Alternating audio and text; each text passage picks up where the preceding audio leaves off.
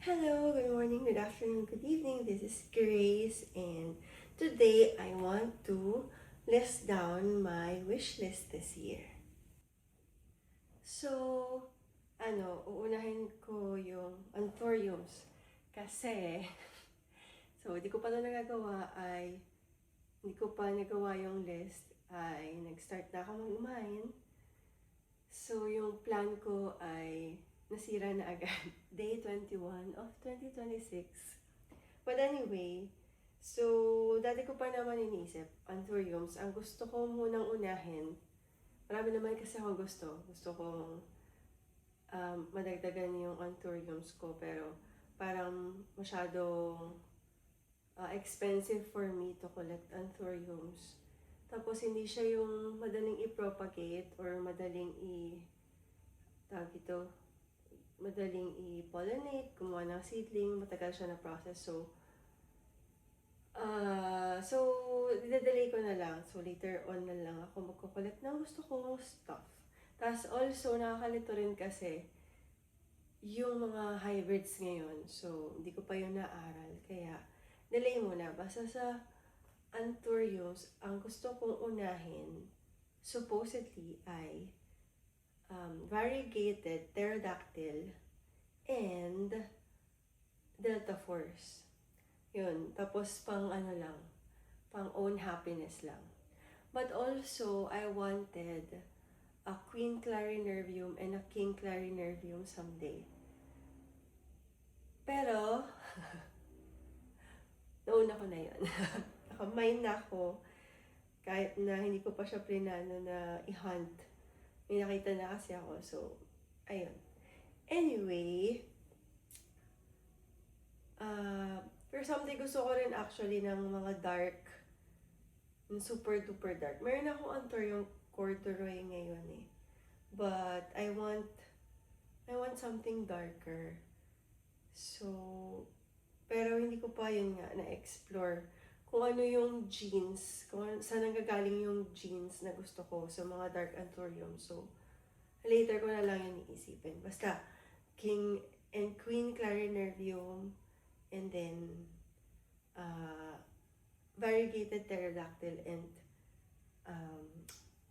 delta force. So yun, that's for anthurium. Next, begonia. Begonias, madami akong gusto. Medyo dumami na nga yung begonias last year. Tapos meron pa akong mga gusto. But, medyo if the price is right. So, isa sa mga gusto ko na last year ko pa hinahanap ay mga small and pink variegated and dark. So, yung isa doon ay Begonia Sarawak. So, yung Begonia Sarawak, very iridescent blue. Minsan parang mermaid tail yung color ng dahon niya. Very much like blue oil fern yung dating niya sa akin. Pero, so far, hindi pa ako nakakahanap na nag-flex. Parang wala rin may gustong magdala dito. Kasi natatakot sila na mamatay sa biyahe. Kasi, ata siya. Gusto niya ng high humidity. I don't know. Pero yun, hindi pa ako nakakita. So far, kahit ng mga nagla-live sa Thailand or sa Indonesia. Next, I want Maurice Amey. Yun. Isa sa mga pink wing begonia. Angel wing type begonia. Cane type begonia. So, gusto ko din nun. Kasi nakita ako ng very lush specimen nun. Ang ganda. Nagandahan ako. Ganda sa picture. Although, pag nakikita ko may nagbebenta, parang iba yung itsura for me. So, nasa wishlist ko siya. Pero, depende siguro yung kung bibili ako, kung gusto ko yung itsura din nung mismong specimen na ma-flex. Next, ano ID nito? Begonia with La Cuche variegated. Ito, parang peach yung variegation niya. Very much like Genie Galaxy. Pero yun, peach. Pero di ako sure kung makakahanap ako nito. So, baka dream plant pa lang siya. Hindi pa siya like wish plant na i-hunt ko this year. Next is this. Begonia australis. It's a tuberous begonia. Ang ganda ng leaves niya. Dark. Tas may very bright veins. Tapos, ang daming ganun-ganun nung, anong tawag? Basta zigzag-zigzag yung edge ng leaf. Kakaiba din yung flower nito kasi parang yellow. Tapos, black naman. Black begonia, but this one, siguro pagka meron akong mga parang terrarium type setup na maayos sa bahay, tsaka ko na lang to i-hunt at i-collect. But, Begonia CF saxifragifolia. Ang hirap ba? Ang hirap banggitin. Very dark yung leaves niya. Ganda. Kasi ito naman, very tiny. And very tiny begonia. Parang miniature version ng mga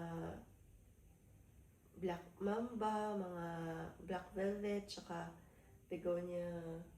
Basta yun, mga black na ganun yung leaves. Pero very, very small yung leaves niya. Begonia espelita. I think nakakita na ako nito na binibenta nung minsan sa isang event, pero hindi flenex nung live seller na Pinoy kasi yun nga, usually iniiwasan nila yung begonia kasi mahal siya, tapos pag namatay, syempre lugi sila. Kasi i-refund nila yun sa bumili. Isa pang wish plant ay, ito nakakita na din ako, Begonia Pink Minx. So nakakita na ako ng Flenex last year, pero naliitan ako, tsaka parang hindi ko masyadong gusto yung kulay. So sa yung itsura, nagdududa ako if Pink Minx ba talaga yon. Kasi medyo consistent naman yung mga iba kong nakikitang itsura online. So, yun, hindi ko pa siya minay. Pero nakakita na ako. Okay, next. Sa wish list. Wish plants. Hindi ko naisipin yung kung alphabetically arranged. But, Hoya. Hoya, madami ako. Kahit na nakuha ko na yung nasa top ng wish Hoya ko last year. Marami pa din akong wish Hoya. So, ang nasa list ng gusto kong i-hunt this year ay ilistahan ako niyan eh. Gusto kong unahin this year. So, ay meron ako nito. Carrie. Very velvet yung leaves niya. Ang ganda. Gusto ko nun. Pero hindi pa ako nakita. Lagi ako nagtatanong kung merong carry yung pag kami nag-Hoya live selling. Pero laging wala sila. Last year nagtatanong na din ako. So far wala pa. Juliana. It's a small type of carnosa. Variegated and curly. But namamahalan pa ako. So, yung latest kong nakita na lowest price ay nasa around 5,000. Tapos, ganito pala siya kalaki. So, di ako willing gumastos ng ganun para sa ganun kalit na plan. Ilang notes lang. Kasi, lagot ako. Pagka nanganib siya, pagka nasa bingit siya ng kamatayan, baka hindi ko siya mailigtas. Baka hindi ko siya ma-propagate. So, scared ako doon. Ang mahal. So, no. Not willing to spend that much. Siguro, I'll give it time pa kasi masakit pa sa bulsa yung yung pagkakabili ko nung Hoya Polynura Inner Variegated. So, maybe not yet, unless bumaba ng malala yung makita ko ng masyadong mababang price. Or very lush for that price. So next is Argentine Princess. Nakakita na ako ng good specimen, magandang variegation, but very, ang tawag dito, very inconsistent yung pricing niya ngayon. So, baka pagka nakita ko ng good deal, i-go ko na siya this year. Lee Prism, ito dream pa to kasi like yung Juliana siguro, feeling ko sobrang mahal pa ng Lee Prism. Next, nagsend ako ng hinahanap dun sa seller na pinipilan ko. Hoya NS series. Series? Kasi tatlo to. So, 05021, 05055, and 05240. So, I think, dalawa dito gusto ko for their leaves kasi maliit at tapos nagsa-sunstress. And then one, I like for the flower kasi peach pink yung color ng flower. So, di ko na maalala yung itsura ng dahon nun. Or hindi ko masyadong nakakita. So, I think di siya ganun kakaiba sa iba. Kaya yung flower yung kumbaga pinapackage sa kanya. Anyway, yun. So, Hoya NS05M. Ayun, that's it, I think, for Hoyas. Marami pa ako nakalista, pero yun yung yun siguro yung priority. But then again, may meron ako this year na Hoya. Nawala dun sa sinabi ko. Kasi, gusto ko rin naman yun. Parang nandun siya nasa in my mind, list of things, of plants that I like. Pero parang hindi ko pa actively gustong i-hunt. Pero they presented themselves to me, so binili. Okay. Parang feeling ko naman, good deal naman yung nakita ko. So, sana good deal talaga siya. I don't know. And sana mabuhay ko siya. Hindi pa siya dumadating sa akin. So, I can't show it yet. Pero in-order ko na. Ayun. So, next. So, mayroon Hoyas. Yun yung mga collection so far. Philodendrons. Philodendrons. Ang gusto ko sa philodendrons, wala ata akong nakalista. But, matagal ng wish plant for me is Philodendron Caramel Marble. So, caramel marble. But, mahirap siyang i-propagate. So, hindi ko siya mababawian, I feel. Kasi, nag-try muna ako ng, tawag dyan, Philodendron Fire. I forgot. Pero, medyo similar. Parang cheap version. Variegated na Philodendron na serrated. So, tapos parang yung growth niya parang similar sa caramel marble. So, inisip ko, yun na muna habang hindi ko pa afford or hindi ko maatim gumastos sa caramel marble. Yun yung binili ko. Para pag-practicean, i-observe paano siya nag-grow. Ayun.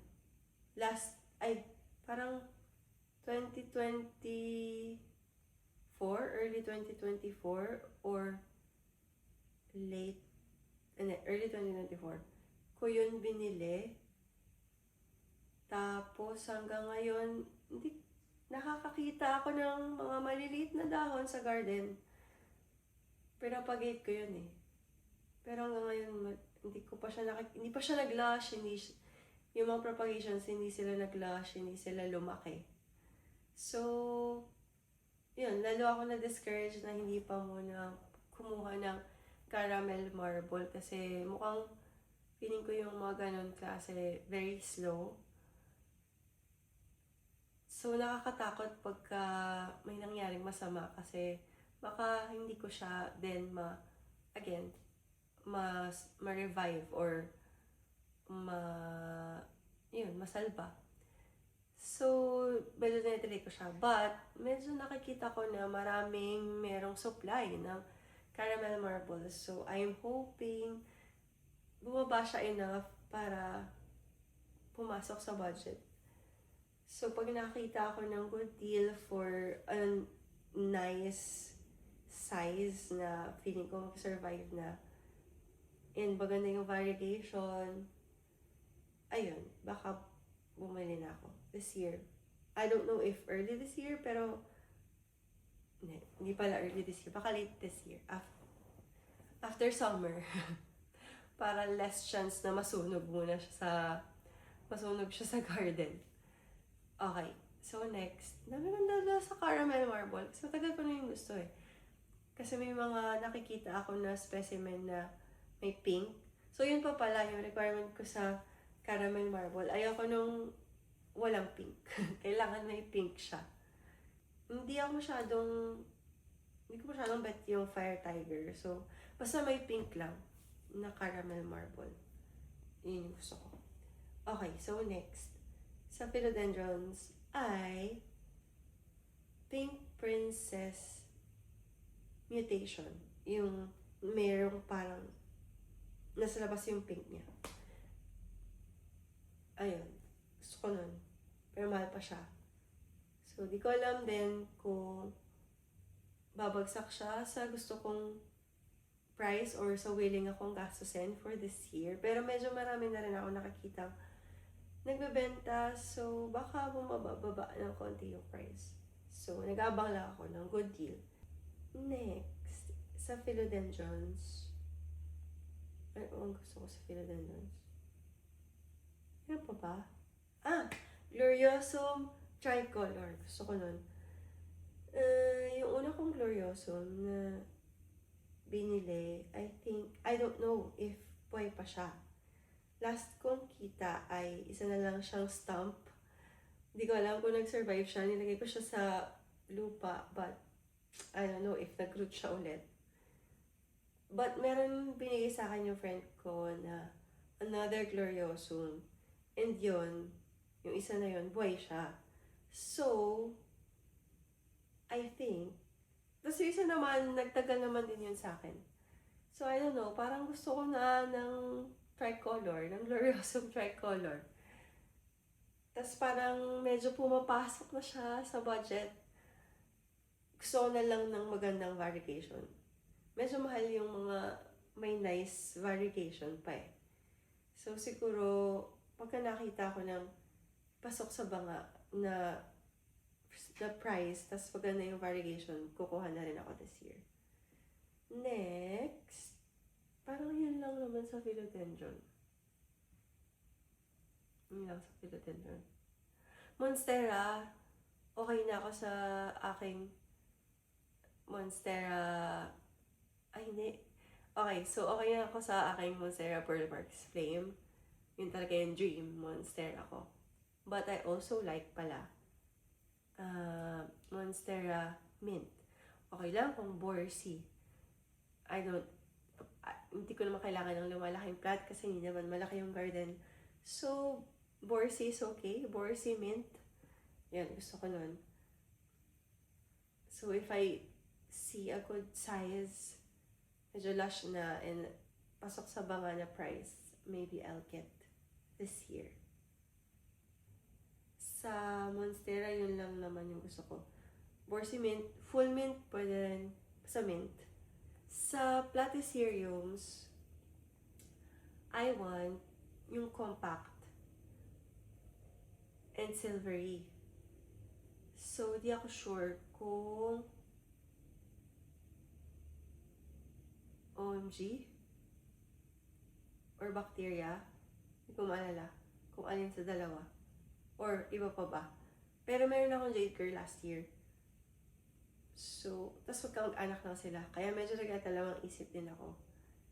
Maybe, check ko pa. Pero gusto ko ng compact.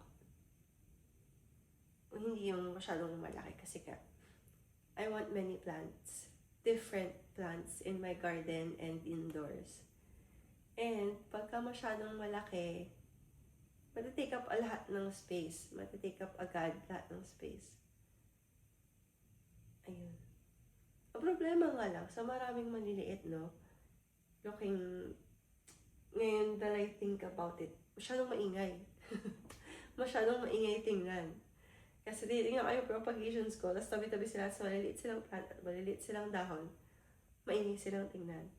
Although, sa labas, parang okay lang naman. Anyway, okay, so, siguro di lang marunong ayos pala. Never mind. Dati, nasa wishlist ko rin yung philodendron, balik lang sa philodendron for a bit. Dati, nasa wishlist ko din yung philodendron, Melanochrysum bonfire. But now, kasi bumili ako ng Melanochrysum variegated, just to try. Again, para cheaper version, yung masyadong masakit pagka na-deads. Hindi ko siya mapaganda, Hindi ko ma-maintain yung malaking leaves. So, lahat ng naging propagation ko, lumiit. Maglalabas naman siya ng magandang variegation. Pero, gusto ko sana ng Melanochrysum sa loob ng bahay. But mukhang, hindi ko siya mapapavariegate ng maganda sa loob ng bahay. So, ayun. Medyo parang out na sa wishlist yung Melanochrysum bonfire. But, I don't know, maybe in the future, pagka bagsak na ulit further, years from now, yung price, baka kumuha rin naman. Sa orchids, ano pa bang gusto ko sa orchids? Sa ngayon, parang okay na ako sa orchids. Gusto ko lang mapa-flower yung meron ako. But, siguro, Chloesea, Rosea. So, naghanap ako talaga nun kapag nag-orchid yung usually ko binibila ng orchid. Hindi siya nakakita ng Rosea, but she found a similar one. Grace Dunn. So, masaya naman din ako nun. Pink-pink din siya, tapos very similar sila ng itsura. But more white yung Grace Dunn, I think. So, gusto ko pa rin ng Rosea someday. So, pagka nakita ko, bibili pa rin ako. Ayun, that's for orchid. Isa lang.